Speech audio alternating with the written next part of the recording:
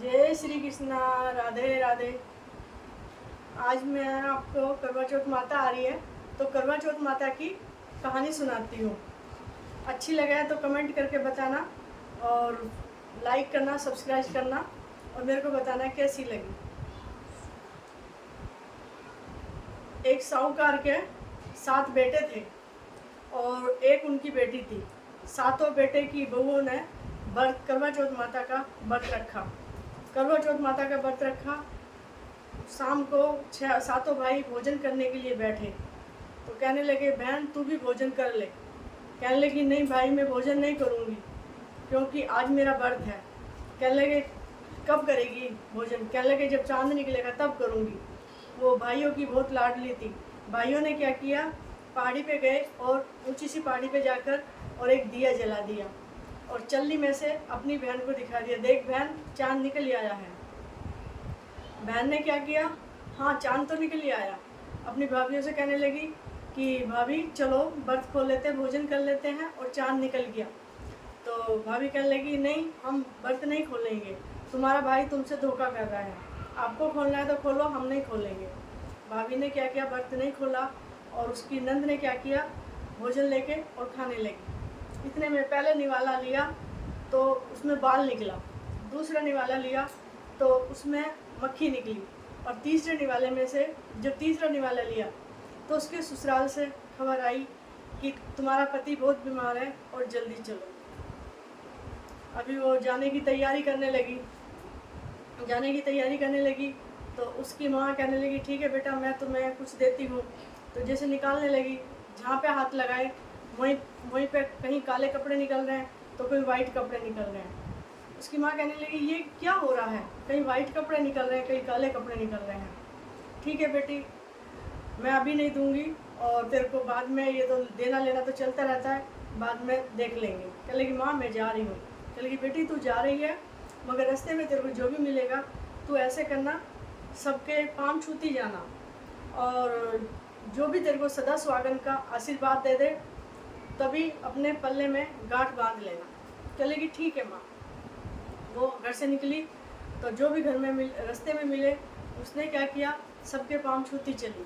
तो किसी ने तो बोला तुम्हारा पियर सदा सुख रहे, किसी ने बोला तुम्हारे भैया भतीजे बने रहे, मतलब उसको सदा सुहागन का किसी ने भी आशीर्वाद नहीं दिया। ऐसे करके वो अपने ससुराल में पहुंची तो उसकी ननंद बाहर खेल रही थी। ननंद के उसने पाँव जाके छुए तो ननंद ने उसको सदा सुहागन का आशीर्वाद दिया। उसने तुरंत ही अपने पल्ले में गांठ बांध दी। जैसे वो अंदर गई तो उसके पति की लाश पड़ी हुई थी। अब पति को देख के तो बहुत रोने लगी। जब पति को ले जाने लगे तो कहने लगे, मैं इनको नहीं जाने दूंगी। सब कहने लगे, ये तो पति के चक्कर में पागल हो गई है और इसको तो कुछ ध्यान है नहीं, और चलो लेके चलो। कह रही, नहीं मैं अपने पति को लेके नहीं जाने दूंगी। कहने लगी, मेरा गांव से बाहर एक झोपड़ी बना दो और मैं अपने पति को लेके उसमें रहूँगी। अब गांव वाले, घर वाले, परिवार वाले सब कहने लगे, ठीक है जैसे ये कहती है वैसे कर दो, ये तो पागल हो गया। अब एक झोपड़ी में अपने पति को लेकर रहने लगी। तो साल में 12 करवा चौथ आती है तो अपना कहने लगी, मैं व्रत करूँगी करवा चौथ माता का। अपनी ननद से बोली कि दीदी तुम मेरे लिए करवा ला दो और करवा चौथ का सामान ला दो।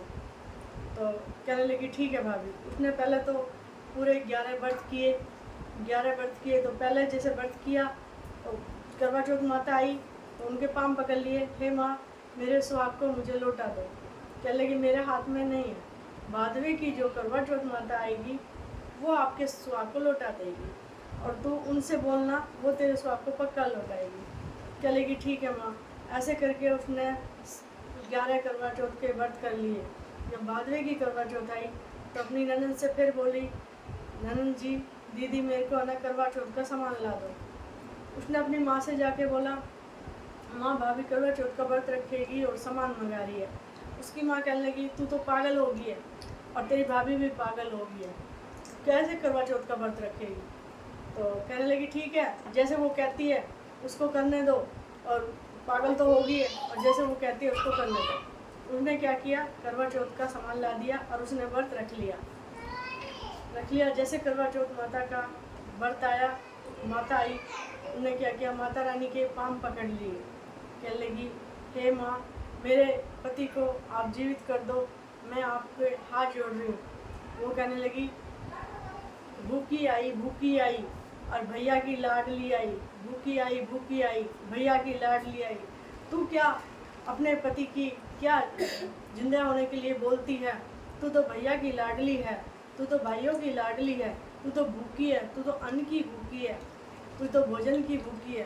कह लगी, हे माँ, मुझे माफ़ कर दो, मुझे क्षमा कर दो और मेरे पति को जीवित कर दो। कह लगी, ठीक है, मैं जीवित कर देती हूँ।